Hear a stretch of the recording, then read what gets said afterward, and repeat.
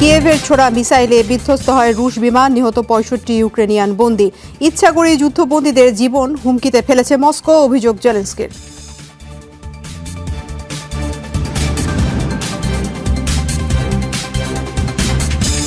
মরদেহ দাফন করার মতো জায়গাও নেই গাজায়। একই কবরে সমাহিত করা হচ্ছে একাধিক লাশ। লোহিত সাগরে আবারও মার্কিন রণতরী লক্ষ্য করে হুতিদের মিসাইল হামলা।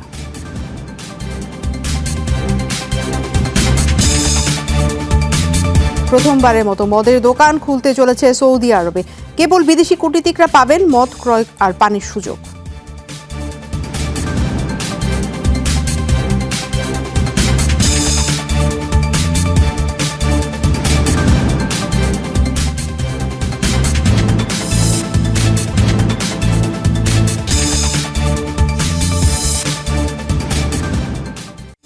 দর্শক, এখন শিরোনামগুলো দেখছিলেন। টুপা হাসান আছি আপনাদের সাথে।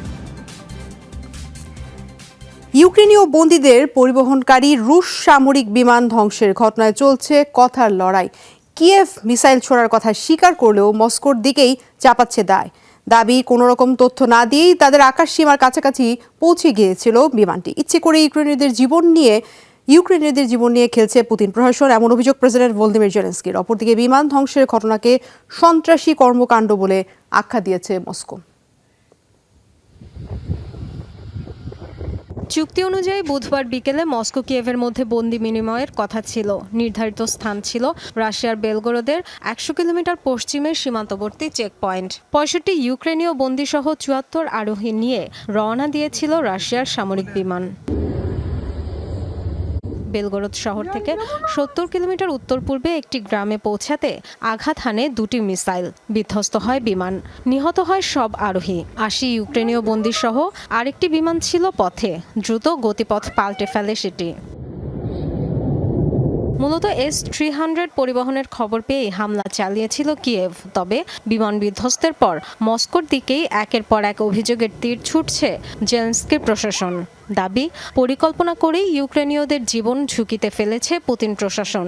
বিমানে বন্দীরা রয়েছেন এমন তথ্য জানানো হয়নি। এ ঘটনায় আন্তর্জাতিক তদন্তের দাবিও করেছেন ভলোদিমির জেলেনস্কি। এটা প্রমাণিত, রুশরা ইউক্রেনের বন্দীদের জীবন নিয়ে খেলছে। সব বিষয় স্পষ্ট হওয়া জরুরি। ইউক্রেনের নিরাপত্তা বাহিনী পুরো বিষয়টি খতিয়ে দেখছে। পররাষ্ট্র দফতরকে নির্দেশ দিয়েছি আমাদের কাছে যে তথ্য আছে তা মিত্র দেশগুলোকে সরবরাহের। আন্তর্জাতিক তদন্তের উপর গুরুত্ব দিচ্ছে ইউক্রেন। বিমান ধ্বংসের ঘটনাকে সন্ত্রাসী কর্মকাণ্ড হিসেবে আখ্যা দিয়েছে রাশিয়া। এই ইস্যুতে জাতিসংঘের নিরাপত্তা পরিষদে বিশেষ অধিবেশন আয়োজনের আহ্বান জানিয়েছে মস্কো। বেলগোরোদে সন্ত্রাসী হামলার শিকার হয়েছে রুশ এয়ারক্রাফট। মিসাইলের আঘাতে বিধ্বস্ত হয় Il-76। বিমান ধ্বংসের পর নিজেদের বিজয় হিসেবে আখ্যা দিয়েছিল কিয়েভ। যখন জানা গেল সে দেশের বন্দীরা ছিলেন, তারা তখন অন্যরকম ব্যাখ্যা দিতে শুরু করলো। বেলগোরোদে এর আগেও একাধিকবার বিমান হামলা চালিয়েছে ইউক্রেন, হয়েছে হতাহতের ঘটনাও। Dorothy Tasrin, Jamuna news. গাজার খান ইউনিসে ভয়াবহ তাণ্ডব চালাচ্ছে ইসরায়েলি বাহিনী। আগ্রাসন থেকে ছাড় পায়নি জাতিসংঘের আশ্রয় কেন্দ্র। রাতভর হামলায় প্রাণ গেছে কমপক্ষে ৯ জনের, আহত আরও ৭৫ আশ্রিত। কয়েকজনের অবস্থা গুরুতর। জাতিসংঘের ফিলিস্তিনি বিষয়ক শরণার্থী সংস্থা জানিয়েছে, ট্যাঙ্ক থেকে টানা গোলাবর্ষণ করা হয় এলাকাটিকে লক্ষ্য করে। ৩০ থেকে ৪০ হাজার ফিলিস্তিনির মাথা গোঁজার ঠাঁই কেন্দ্রটি। এই ঘটনায় তীব্র নিন্দা জানিয়েছে বিভিন্ন দেশ এবং আন্তর্জাতিক সংস্থা। প্রতিহতের চেষ্টা করছে হামাস যোদ্ধারা। পশ্চিমাঞ্চল থেকে বাসিন্দাদের সরে যাওয়ার নির্দেশনা দিলেও বন্ধ করে রাখা হয়েছে সব পথ।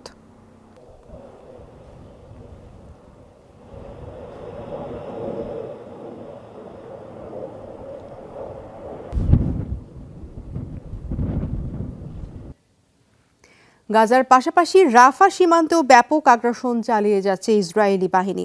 বুধবার হামলার শিকার হয়েছে একটি মসজিদও। মৃত্যু হয়েছে কমপক্ষে ৫ জনের, আহত হয়েছেন অনেকেই। প্রত্যক্ষদর্শীরা জানায়, আল তানুর এলাকায় মসজিদটিকে লক্ষ্য করে সরাসরি বোমা হামলা ছুড়ে ইহুদি বাহিনী। পুরোপুরি বিধ্বস্ত হয় ভবনটি, ধ্বংসস্তূপের নিচে চাপা পড়েছেন অনেকেই। সেখানে উদ্ধার তৎপরতা চালায় স্থানীয়রা। ইসরায়েলি আগ্রাসনের বর্তমান কেন্দ্র খান ইউনিসের বাসিন্দাদেরও রাফা সীমান্তের দিকে সরে যাওয়ার নির্দেশনা দেওয়া হয়েছে।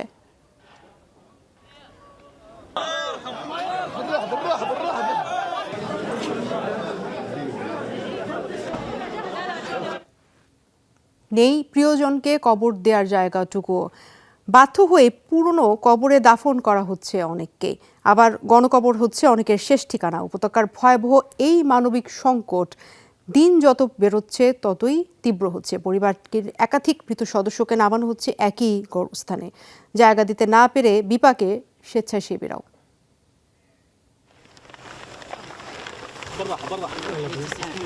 দুই নাতনি সহ পরিবারের 4 সদস্যকে হারিয়ে পাগল প্রায় জালাল আবু হাসনা। প্রতি মুহূর্তে ইসরায়েলি আগ্রাসনে যেখানে শত শত মানুষ প্রাণ হারাচ্ছেন, সেখানে প্রিয়জনদের পৃথক কবরে দাফনের সুযোগ নেই।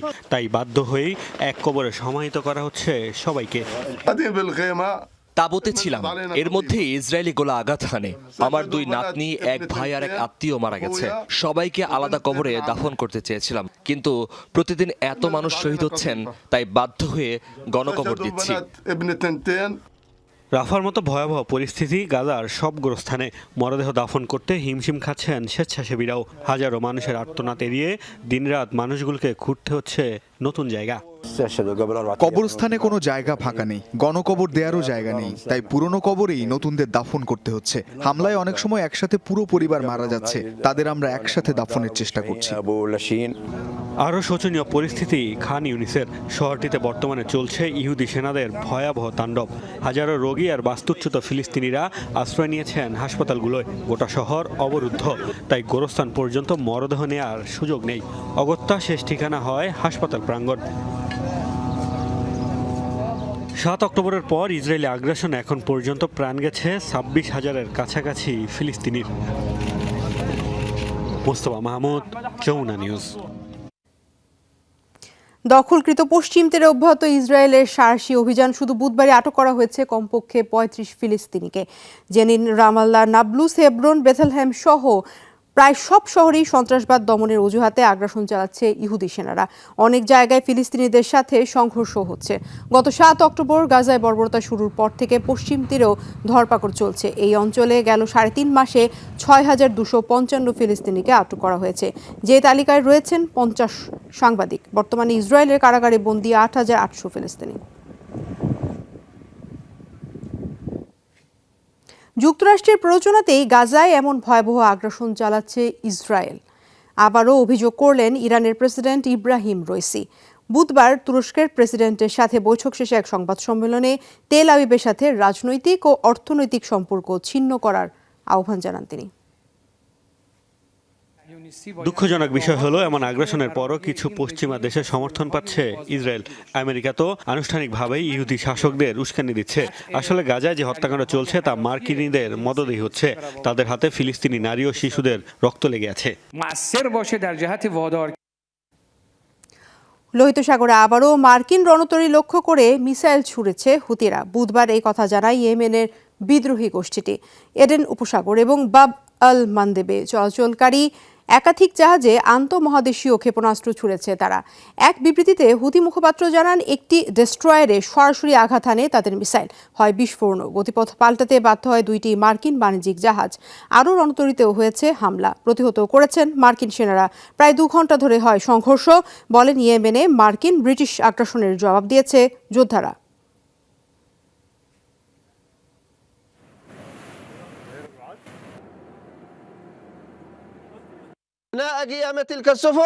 যুক্তরাষ্ট্রের একটি জাহাজে সরাসরি আঘাত করা হয়েছে। 2টি মার্কিন বাণিজ্যিক জাহাজ ফিরে যেতে বাধ্য হয়। এছাড়াও মার্কিন রণতরী টার্গেট করে ছোড়া হয়েছে আরও কয়েকটি ব্যালিস্টিক মিসাইল। লোহিত আরব সাগরে সব মার্কিন ও ব্রিটিশ টার্গেটে হামলা সহ দেশের প্রতিরক্ষা ও জনগণের সুরক্ষায় সব ধরনের পদক্ষেপ নেব। জাতিসংঘ এবং বিভিন্ন মানবাধিকার সংগঠনের মার্কিন ও ব্রিটিশ কর্মীদের ইয়েমেন ছাড়ার নির্দেশ দিয়েছে হুতি বিদ্রোহীরা। এরই মধ্যে সংগঠনগুলোর কাছে চিঠিও পাঠানো হয়েছে। ইয়েমেন ছাড়তে 1 মাস সময় দেওয়া হয়েছে। এই তথ্য নিশ্চিত করেছেন ইয়েমেনে জাতিসংঘের সমন্বয়ক পিটার হ্যাপকিন্স। তিনিও ব্রিটিশ নাগরিক। এদিকে এমন নির্দেশনা দেওয়ার সত্যতা নিশ্চিত করেছে হুতি কর্মকর্তারাও। ইয়েমেনের বিভিন্ন স্থাপনা যুক্তরাষ্ট্র ও ব্রিটেনের লাগাতার হামলার পর এই সিদ্ধান্ত নিয়েছে সংগঠনটি। হুতিদের দাবি, পশ্চিমাদের এমন হামলা অনৈতিক।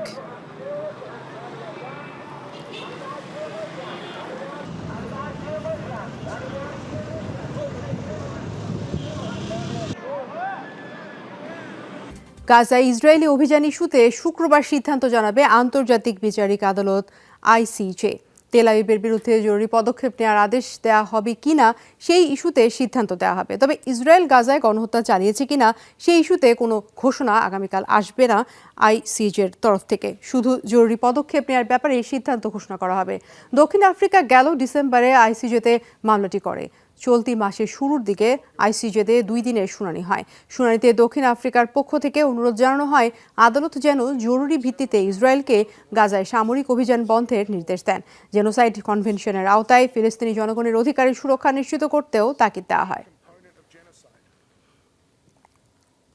মার্কিন প্রেসিডেন্ট নির্বাচনের সময় যতই গড়াচ্ছে রিপাবলিকান পার্টির লড়াই, স্পষ্ট হচ্ছে ডোনাল্ড ট্রাম্পের অবস্থান।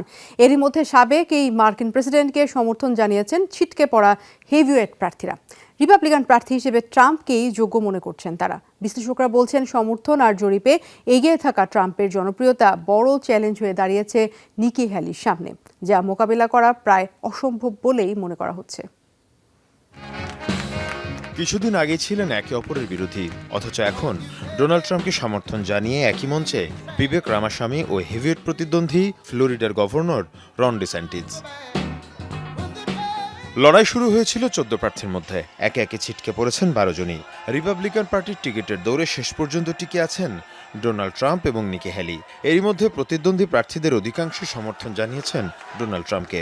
প্রচারণায় দলীয় প্রার্থীর প্রশংসার ফুলঝুরি সাবেক প্রার্থীদের মুখে। জরিপার সমর্থন 2 দিকেই এগিয়ে সাবেক মার্কিন প্রেসিডেন্ট। তাই নিউ হ্যাম্পশায়ারে জয় পাওয়াকে তার প্রত্যাবর্তন হিসেবেই দেখা হচ্ছে। এই ট্রাম্প বলছেন আমেরিকা ফার্স্ট নীতির কথা। এটা কিন্তু খুব সহজ কোনো বিষয় না। এর অর্থই হলো পুরো পৃথিবীর যা হয় হোক, কিন্তু মার্কিন স্বার্থকেই গুরুত্ব দেয়া হবে। এই ধরনের জনগোষ্ঠীবাদী চিন্তাধারাই ট্রাম্পকে জনপ্রিয় করছে। যদিও এখনই হাল ছাড়তে নারাজ লড়াইয়ের ময়দানে থাকা একমাত্র নারী প্রতিদ্বন্দ্বী নিকি হ্যালি। জয়ের পথেই রয়েছেন এমন দাবিও তার। এই লড়াই যখন আমরা শুরু করি তখন প্রার্থী ছিলেন 14 জন।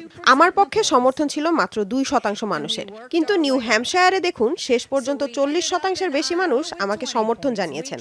এই অর্জনই ট্রাম্পকে পাগল বানিয়ে দিচ্ছে। তিনি বারবার উল্টাপাল্টা মন্তব্য করছেন, আমাকে অপমান করছেন, কারণ আমরা জয়ের পথে এগিয়ে যাচ্ছি।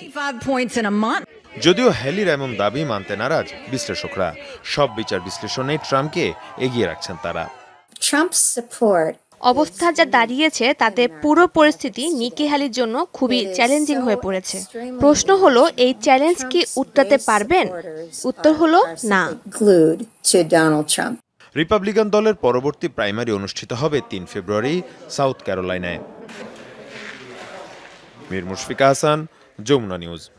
নাইট্রোজেন গ্যাস দিয়ে কার্যকর করা হবে যুক্তরাষ্ট্রের মৃত্যুদণ্ডপ্রাপ্ত আসামি কেনেথ স্মিথের সাজা। জাতিসংঘ সহ বিভিন্ন মানবাধিকার সংগঠনের আপত্তি সত্ত্বেও এই পন্থায় মৃত্যুদণ্ড কার্যকরের সিদ্ধান্ত বহাল রেখেছেন দেশটির সুপ্রিম কোর্ট। এর আগে এমন অপরীক্ষিত পদ্ধতিতে সাজার বিরোধিতা করে আপিল করেছিলেন স্মিথ। তার সেই আপিল খারিজ করে দিয়েছেন সর্বোচ্চ আদালত। স্থানীয় সময় বৃহস্পতিবার থেকে যে কোনো সময় কার্যকর হতে পারে স্মিথের সাজা। 15 মিনিট পর্যন্ত স্মিথের শরীরে মাস্কের মাধ্যমে নাইট্রোজেন প্রবেশ করানো হবে, ফলে অক্সিজেন সরবরাহ বন্ধ হয়ে মৃত্যু হবে তার। দেশটির ইতিহাসে এটি এই পদ্ধতিতে মৃত্যুদণ্ড কার্যকরের প্রথম ঘটনা। 1989 সালে করা খুনের অপরাধে কেনেথ স্মিথের মৃত্যুদণ্ড সাজা হয়েছিল। আগ্রাসন নয়, বরং কূটনৈতিক প্রচেষ্টার মাধ্যমে সংকট সমাধানে উদ্যোগী হতে উত্তর কোরিয়ার প্রতি আহ্বান জানিয়েছে যুক্তরাষ্ট্র। বিবৃতিতে মার্কিন পররাষ্ট্র দফতরের মুখপাত্র বেদান্ত প্যাটেল এই আহ্বান জানান। তিনি বলেন, ক্ষেপণাস্ত্র নিয়ে উত্তর কোরিয়া সবশেষ যে পদক্ষেপ নিয়েছে তা অত্যন্ত ভয়ঙ্কর। প্রতিবেশীদের কোনো কার্যক্রমে আপত্তি থাকলে উত্তর কোরিয়ার উচিত আলোচনার মাধ্যমে তা উত্থাপন করা। এর আগে বুধবার সকালে একাধিক ক্রুজ মিসাইল ছোড়ে উত্তর কোরিয়া। দেশটির পশ্চিম উপকূল থেকে ছোড়া হয় পিত সাগরের দিকেই। পিয়ংইয়ং জানায়, যুক্তরাষ্ট্র দক্ষিণ কোরিয়ার সামরিক তৎপরতার জবাবে উত্তর কোরিয়া এইসব মিসাইল ছোড়ে।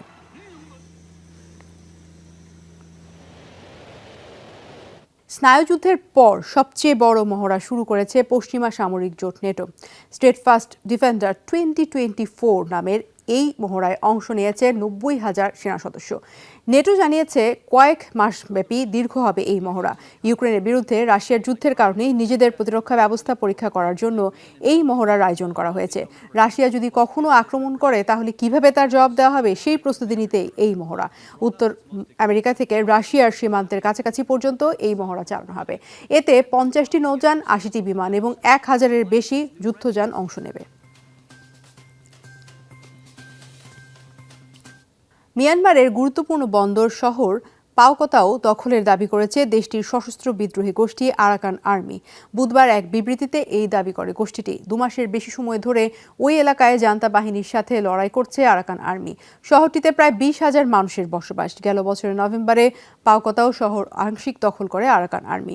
এদিকে বিদ্রোহীরা জানিয়েছে শহরটির বিভিন্ন সামরিক ঘাঁটি থেকে প্রচুর পরিমাণে অস্ত্র এবং গোলাবারুদ জব্দ করা হয়েছে। গেল বছরে অক্টোবর থেকেই দেশটির বিভিন্ন প্রান্তে জান্তা প্রশাসনের সাথে চলছে বিদ্রোহীদের লড়াই। এরই মধ্যে বেশ কিছু অঞ্চলের নিয়ন্ত্রণ হারিয়েছে মিয়ানমারের সেনাশাসিত সরকার।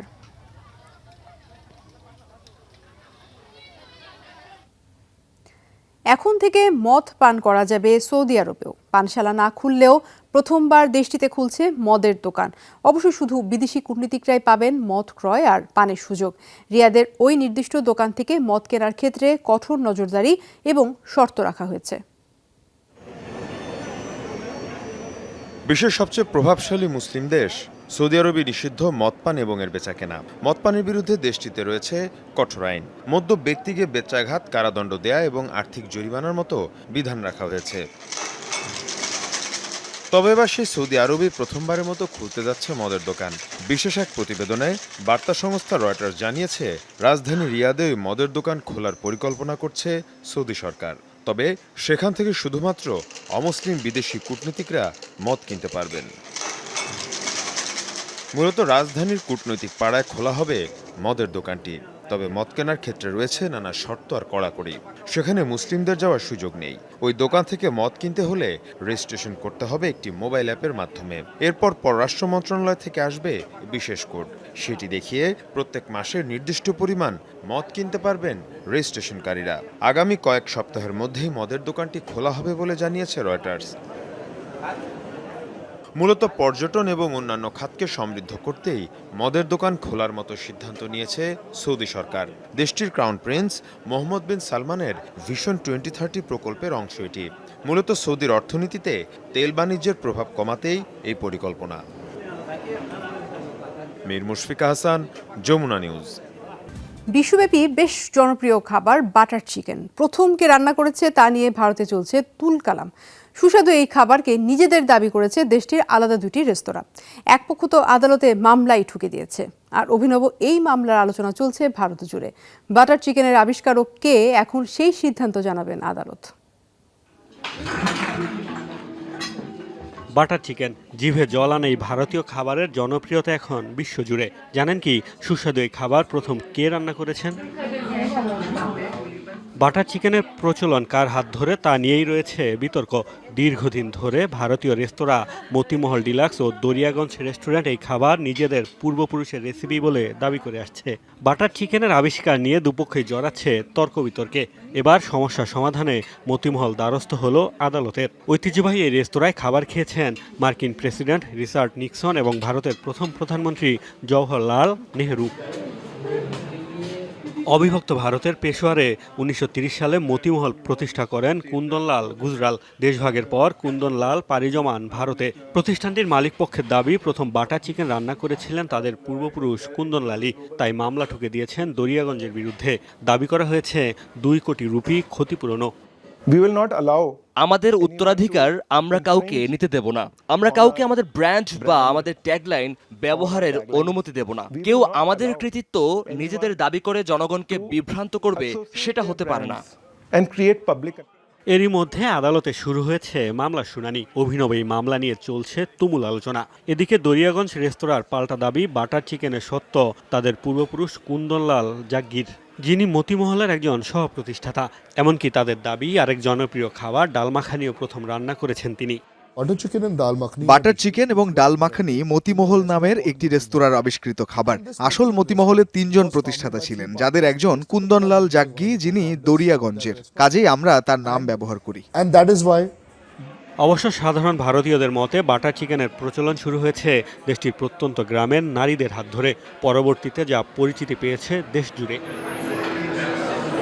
মোস্তফা মাহমুদ, যমুনা নিউজ। রুদ্ধশ্বাস অভিযানের মাধ্যমে 60 অভিবাসন প্রার্থী উদ্ধার হলো। ভূমধ্যসাগরে দলটিকে বাঁচায় সাইপ্রাসের কোস্টগার্ড। গত 18 জানুয়ারি ডিঙিতে লেবানন থেকে রওনা দিয়েছিল দলটি। 1 সপ্তাহ ধরে ভাসছিল সাগরে। বিরূপ আবহাওয়ায় কোনো রকম উত্তাল সাগরে টিকেছিল। একটি বাণিজ্যিক জাহাজ খবর দেয় সাইপ্রাসের কোস্টগার্ডকে। জাহাজ ও হেলিকপ্টার নিয়ে শুরু হয় উদ্ধার কাজ। অজ্ঞান অবস্থায় পাওয়া যায় 3 শিশুসহ 4 জনকে। আরও 3 আরোহী ছিলেন আহত। পানি শূন্যতায় ভুগছিলেন নৌকার সবাই। দলটির প্রায় সবাই সিরিয়ার নাগরিক।